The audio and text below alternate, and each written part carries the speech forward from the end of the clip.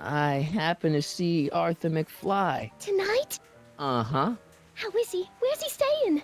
I didn't manage to find out. If you see him again, tell him I'm looking for him, okay? I could really use his advice in regards to my you-know-what. How about Stairway to Heaven? I sing popular songs, kiddo. You want hymns? Go to a church. Break a leg out there. Thanks.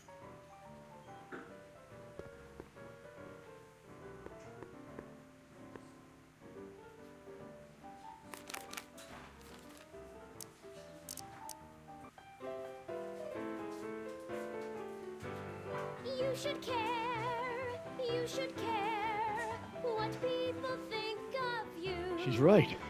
I can turn my life around. Sure you can. You know what? I used to be a good cop.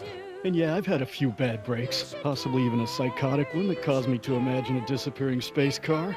But I'm a good man. Yeah. And all I need to do to win Betty back is be the same good man I always was. And let the chips fall where they may. All right. So, now what?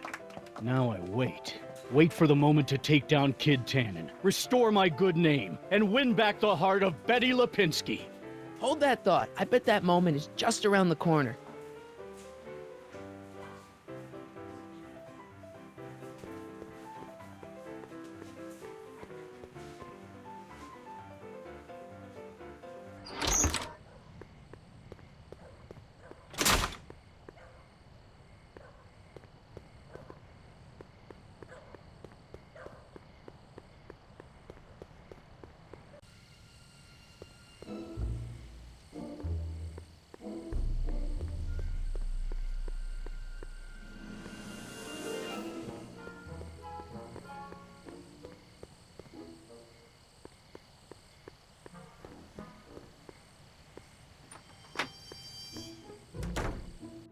Hey, Doc, I could use a little help. What's the problem? I saw him. Who? My grandpa, on his streetcar for just a second. Doc, we gotta find him. Why? Trixie thinks she's got something that could put Kid away, but Artie's the only one who can tell her for sure. I guess he's kind of her tutor or something. Ah, so that's the connection. When your grandfather disappeared from Hill Valley for 2 months, the bond between him and Miss Trotter was severed, eventually leading to a timeline in which Trixie lost the nerve to betray Tannen. Yeah? We've got to find your grandfather. Any sign of Artie? Haven't spotted him yet. Good news, Doc. Parker's ready to arrest Tannen, and it looks like I didn't go stag to the prom. Wonderful. What about Miss Trotter? I'm still working on her. Emmett's not having much luck getting Einstein off the courthouse. I'm not surprised. Einstein's a smart dog. What can we do? I've got it. What? Just get my younger self distracted and I'll handle it.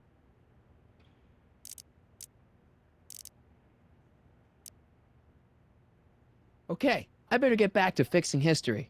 Be careful, Marty.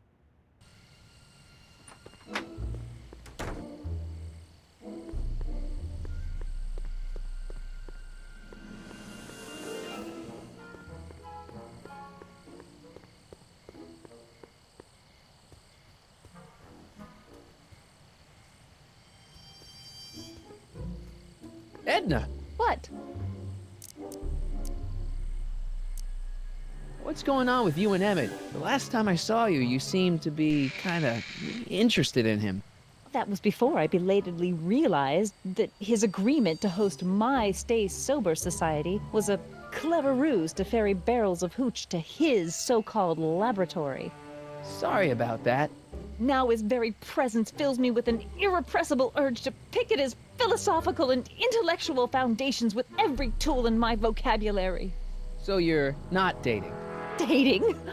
The mere thought of romantic involvement with that undisciplined techno-anarchist is preposterous. Good.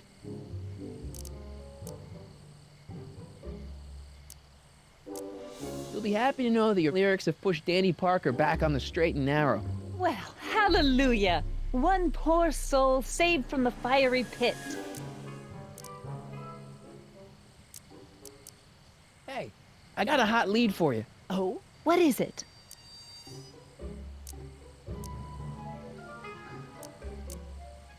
Officer Parker reformed. He has? Really? Uh-huh. I'll need to get a statement. Where can I find him? In the speakeasy.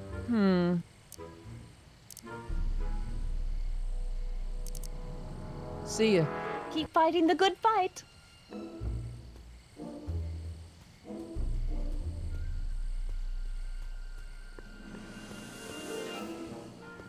Don't worry, Emmett. I'm sure you'll get it right someday. Oh, I'm not worried about that. Right now, I'm more concerned with Einstein. What's up with you and Edna? A couple months ago, I could swear she was making goo-goo eyes at you. That was before my father had her Stay Sober Society meeting thrown out of our house. Now she takes every opportunity she can get to snipe at me and my work. It's very distracting. What went wrong with your rocket car? I'm not entirely sure. As soon as we get Einstein down, I'm gonna go look for it. Have you seen that Frankenstein movie yet? I hear it's pretty inspirational. Not yet. I've been so busy with my rocket car that I haven't found the time. But I'm planning on going tonight. At least I will once I get Einstein down.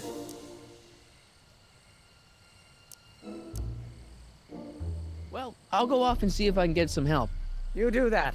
I'll stay here and see if I can think of a way to get Einie off that ledge.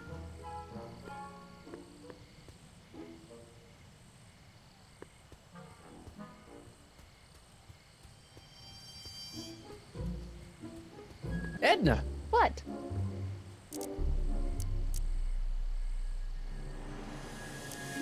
You know, you seem pretty, passionate about them and all. I'm passionate about everything, Mr. Callahan. Even my loathing. You know, you seem pretty, like them and all. I'm passionate.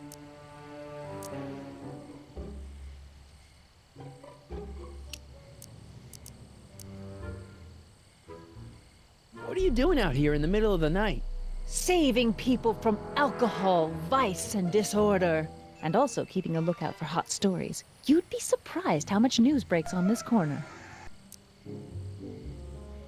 Broken any stories tonight? Only the usual. Mayor Thomas trying to slink out of the speakeasy. Frankie Needles crashing his car into a fire hydrant. Nothing that'll get me the front page.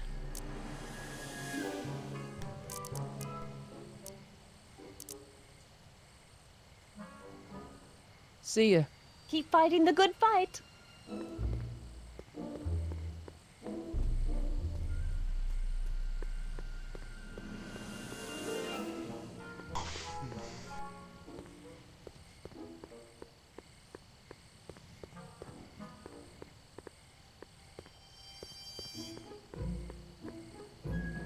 Could Arthur be in there?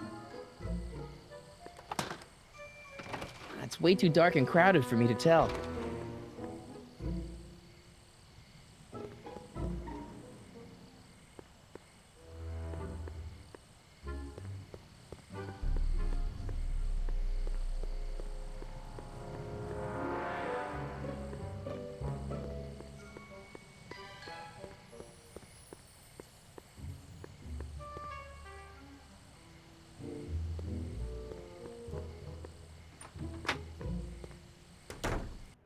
Hey, Doc, I could use a little help.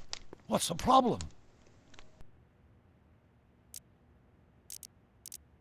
Where'd you park the DeLorean? I hid it in the DeSoto lot. Nobody's buying cars these days, so it should be safe in there.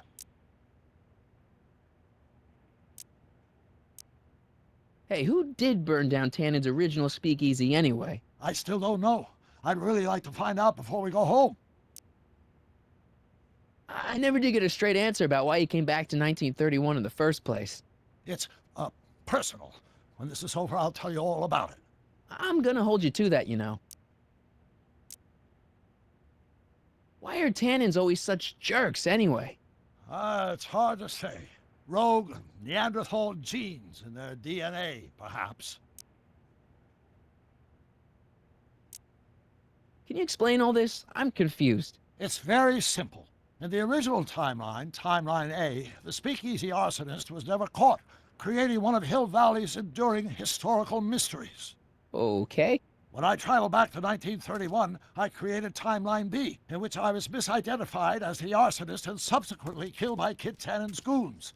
Einstein came with me, and somehow he ended up in the DeLorean when its failsafe mechanism triggered, sending it back to 1986. Which is where I came in. Precisely. You traveled back to June 14th, 1931, creating Timeline C, a world in which Carl Sagan wasn't rubbed out by Kid Tannen. But Arthur McFly was served with a subpoena. And shot by Kid Tannen's goons. Yes, so you jumped back in time 6 hours, creating Timeline D, saving your grandfather's life, but somehow preventing Kid Tannen from meeting his date with justice. Which is why the Tannens were so powerful when we jumped back to 86. Uh-huh.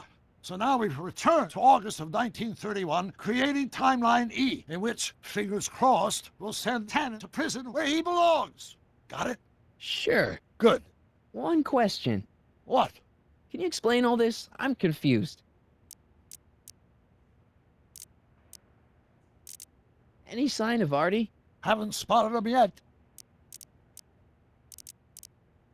Okay, I better get back to fixing history. Be careful, Marty.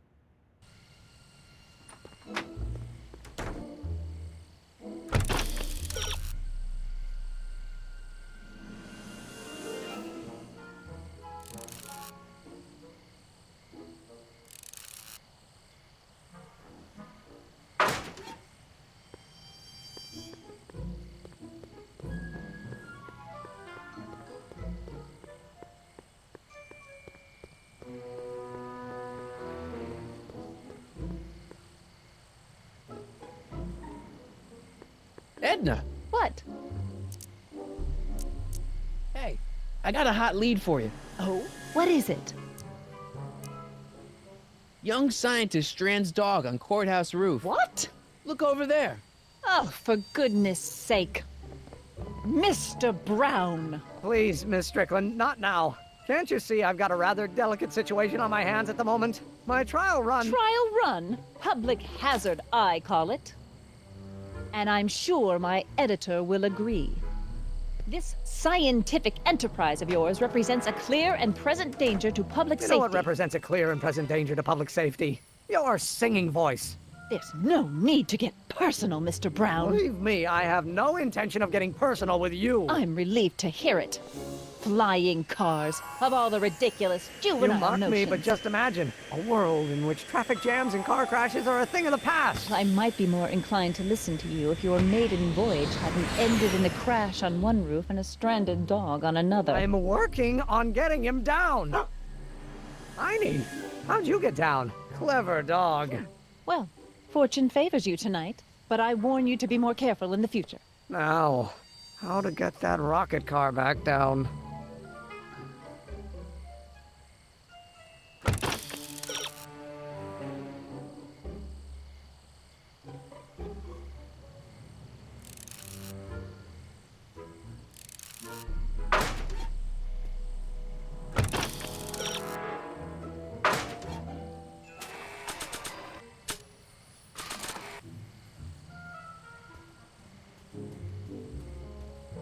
Hey boy, take a whiff of this.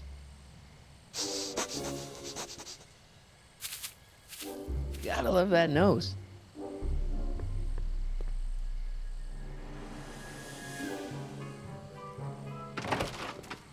I've been laying low, officer, but I've gotta go to the pictures once in a while. Hello, Arthur. Officer, I'll take it from here. But We can talk at the Majestic, away from prying eyes. yeah, Einstein, you done good.